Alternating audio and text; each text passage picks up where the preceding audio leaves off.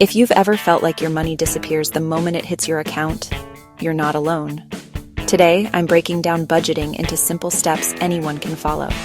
By the end of this video, you'll have a clear plan to take control of your money. But first, know your why.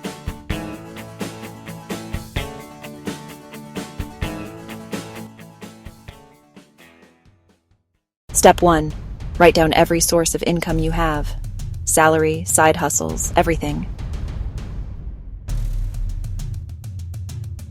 Step 2. Track your expenses. Look at your bank statements and group spending into categories.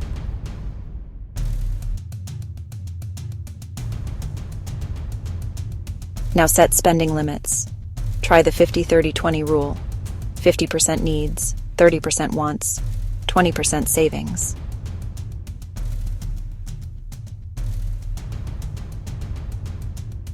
Choose the method that feels natural to you.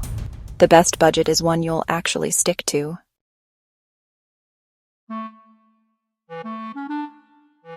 Check in weekly. Overspent somewhere? That's okay. Adjust for next month. Your budget should adapt with your life.